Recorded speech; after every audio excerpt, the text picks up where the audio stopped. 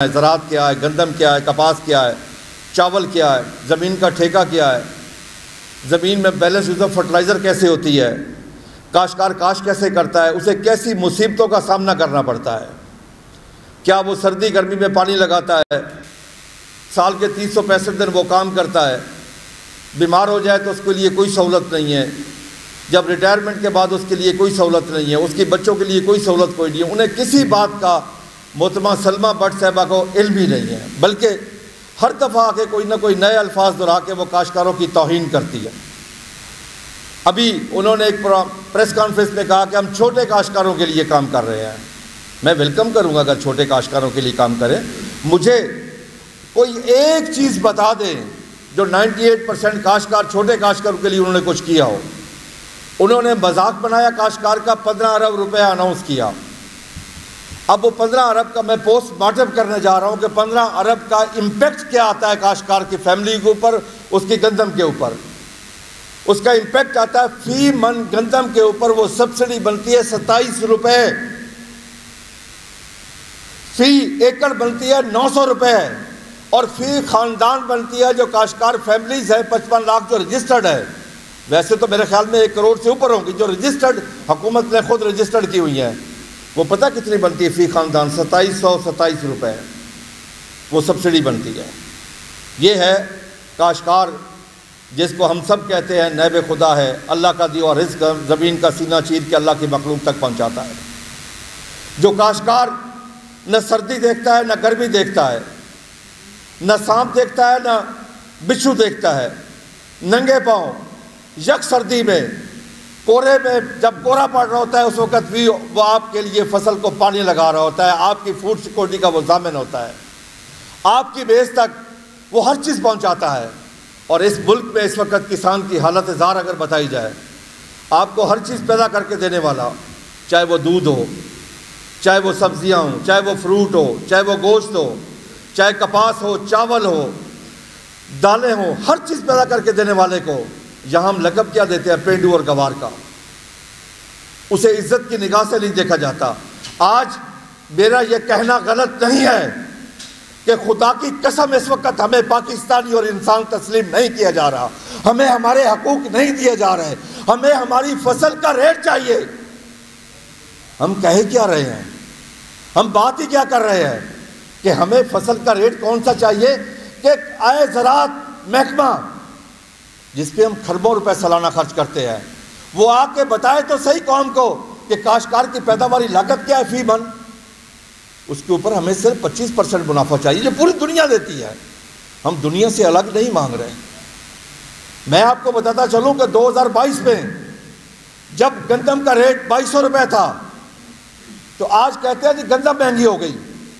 میں ان سے پوچھتا ہوں کہ اس وقت یوریا کا ریٹ بتاؤ کیا تھا؟ اس وقت یوریا کا ریٹ تھا 2100 روپیہ، آج 4500 روپے ہے۔ اس وقت ڈی اے پی کا ریٹ تھا 6,500 ہزار روپیہ، آج 13,000 روپے ہے۔ اس وقت ڈیزل 150 روپے تھا، آج 260-65 روپے ہے۔ کاشتکار کیا کرے؟ یہ چیزیں کاشتکار کی اپنی نہیں ہیں، یہ کاشتکار کو کوئی چیز مفت نہیں ملتی، کاشتکار کو پنجاب میں کوئی سبسڈی نہیں ملتی، سبسڈی کا ڈھونگ رچایا جاتا ہے۔ کیا کاشتکار فصل کا ریٹ مانگ رہا ہے، اپنی محنت کا معاوضہ مانگ رہا ہے، کاشتکار آپ سے خیرات نہیں مانگ رہا۔ آج اس آپ کے پلیٹ فارم پہ میں ہاتھ جوڑ کے سی ایم صاحبہ کو کہتا ہوں، یہ میں ہاتھ نہیں جوڑ رہا، یہ یہاں کے کروڑوں عوام جو کروڑوں کاشتکار آپ کے سامنے ہاتھ جوڑ رہے ہیں کہ یہ اپنی سبسڈی، یہ خیرات واپس لے لو۔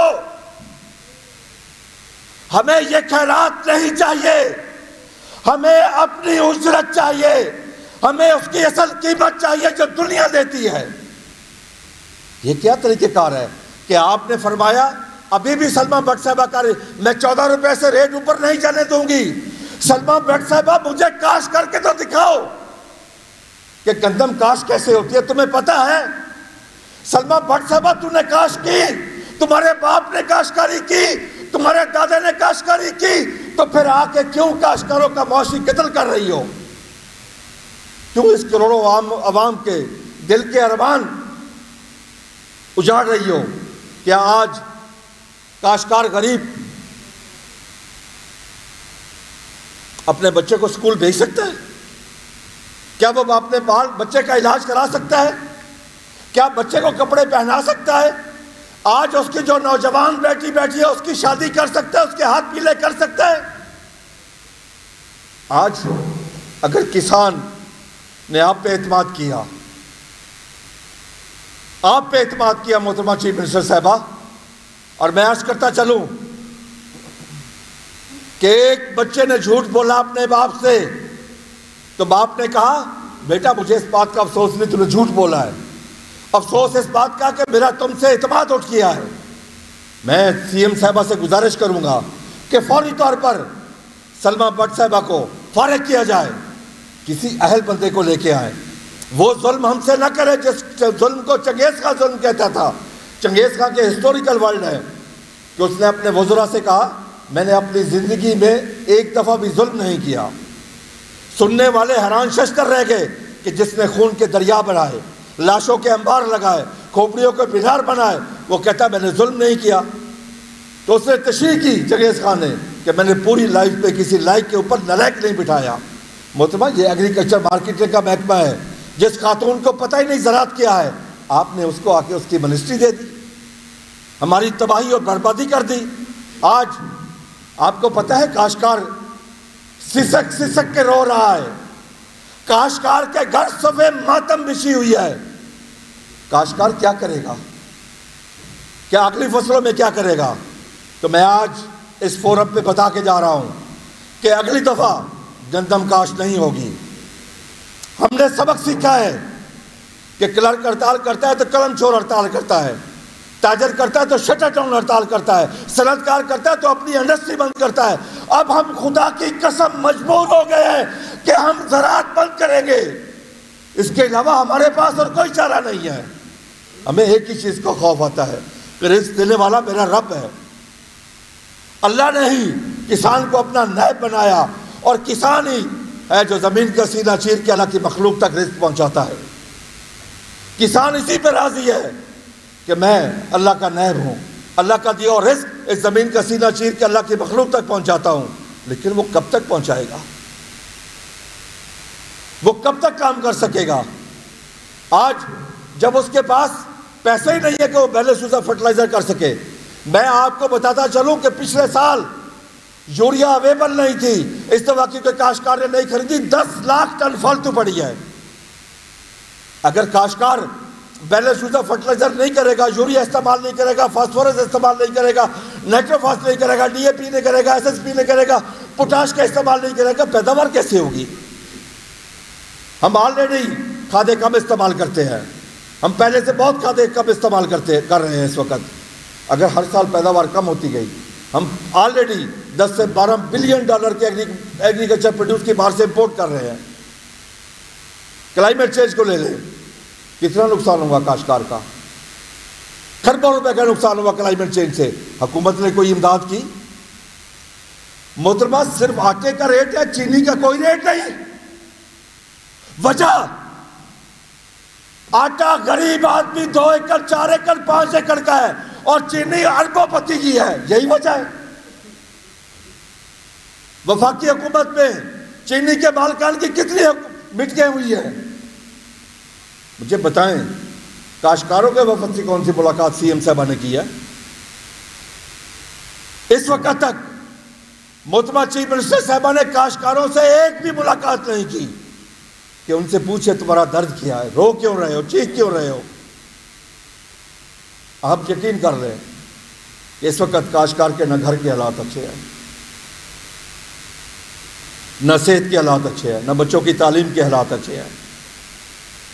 کاشتکار بہت پریشان ہے، کاشتکار حد سے زیادہ پریشان ہے۔ خدا کی قسم میں کھا کے کہتا ہوں کہ کاشتکار کہیں خودکشی پہ نہ آ جائے۔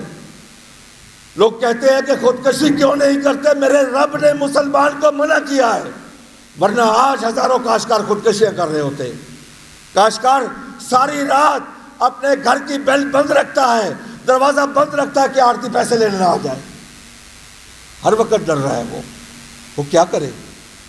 پھر کہتے جی ہم گندم آپ جا کے سٹور میں رکھے، مجھے ریٹ تو بتائیں کس ریٹ پہ جا کے وہ رکھے؟ 4 مہینے بھائی سود ہم ادا کریں گے. مجھے یہ بتائیں 4 مہینے بعد کیا ریٹ ہوگا؟ پوری دنیا میں فیوچر مارکیٹنگ ہے. کاشتکار کو کاشت کرنے سے 2 سال پہلے پتہ ہوتا ہے یہ ریٹ ملے گا. آج یہ ہماری گندم آج جو ہارویسٹ ہو رہی ہے 2024-25 کی ہے. انڈیا نے آج سے 6-7 ماہ پہلے 2025-26 جو اگلے سال گندم کاشت ہونی ہے اپنے کاشتکاروں کو ریٹ دے دیا ہے. اس کو کہتے ہیں فیوچر مارکیٹنگ کہ کاشتکار ذہنی طور پہ تیار ہو, 2 سال پہلے پلاننگ کرے کہ میں نے اتنا کاشت کرنا ہے. کپاس کو لے لیں, خدا کی قسم کپاس کا کاشتکار بھی رو رہا ہے اس وقت. حکومت کے کہنے پر اگیتی کپاس کاشت کر لیا ہے. ظلم خدا کا دیکھیں, اس سے بڑا ظلم کیا ہو سکتا ہے کہ اپنے کاشتکار کی پھٹی کے اوپر 1850 روپے ٹیکس ہے فی منتھ. امریکن اور برازیل کے کاشتکار کے لیے ڈیوٹی فری کوئی ٹیکس نہیں ہے. ٹیکس ہم دیں, اس ملک کی خدمت ہم کریں, اناج ہم پیدا کر کے دیں, نقصان ہم برداشت کریں, فائدہ اٹھائے امریکن کاشتکار, برازیل کا کاشتکار. کیوں یہ ظلم کیوں ہو پاکستانی کاشتکار کے ساتھ؟ بھائی پاکستانی تو ہم ہیں, پاکستان تو ہم نے بنایا, قربانیاں ان کاشتکاروں نے دی. فائدہ اٹھا رہے ہیں گورے, امریکن, برازیل کے کاشتکار, آسٹریلیا کے کاشتکار. یہ کیا انصاف ہے؟ مجھے پوری دنیا کا کوئی ملک بتا دے, کوئی مہذب معاشرہ بتا دے جو فارنر بار کے کاشتکار کو اکاموڈیٹ کرتا ہو. ہمارے ہاں تو عجیب رسمیں بن گئی ہے. یہی وجہ ہے کہ ہم 1.5 کروڑ بیل سے کم ہو کے 52 لاکھ بیل پہ آ گئے ہیں. امپورٹ ہی امپورٹ ہے ہماری, کیونکہ ہم نے امپورٹ کو سہولت دی ہے, یہاں پہ کاشتکار کو سہولت نہیں دی. $12 بلین کی پروڈیوس باہر سے منگوا رہے ہیں. اگر ہم کہہ دیں کہ $2 بلین یہاں خرچ کر دو ٹھیک ہو جائیں گے معاملات, بالکل نہیں ہیں. ہمارے پاس پیسہ نہیں ہے. وہ کہتے ہیں ہمارے پاس کھانے کے پیسے نہیں ہیں, تنخواہیں 200-300 گنا بڑھ رہی ہیں, پیسے نہیں ہیں ان کے پاس. ایک ایم پی, ایم این اے, senator, minister, prime minister, president, سب کی تنخواہیں کئی سو گنا بڑھ گئی, کئی سو فیصد بڑھ گئی, لیکن کاشتکار کے لیے کچھ نہیں ہے. کاشتکار کے لیے سبسڈی کا اعلان کیا ہے, 27 روپے من بنتا ہے پنجاب کا. اس سے بڑا ظلم کیا ہو سکتا ہے؟ فی ایکڑ 900 روپے بنتا ہے, فی فیملی 2727 روپے بنتے ہیں. کیا ہم منگتے ہیں؟ کاشتکار سے زیادہ وفادار بھی کوئی نہیں ہے, کاشتکار سے بڑا محب وطن بھی کوئی نہیں ہے. ہم اپنی زمین کا ٹکڑا اٹھا کے کسی دوسرے ملک میں منتقل نہیں کر سکتے. میرے کاشتکار کا جینا پاکستان میں, مرنا پاکستان میں, اولاد ادھر, جائیداد ادھر, تعلیم ادھر, صحت ادھر, ہمارا ایمان بھی ادھر ہے. اس لیے ہم اپنے ملک کے لیے سوچتے ہیں.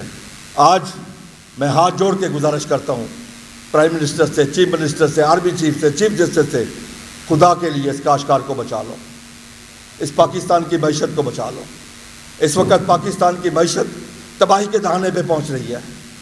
پچھلے سال ہم نے گروتھ دی تھی 6.5, جب ہمیں ریٹ نہیں ملا گروتھ 1.1 پہ آ گئی. $1 بلین کا نقصان ہو گیا اس ملک کا. مجھے درد ہے اس بات کا کہ میری معیشت پیچھے جا رہی ہے. آپ کے پاس سوائے زراعت کے علاوہ ہے ہی کیا؟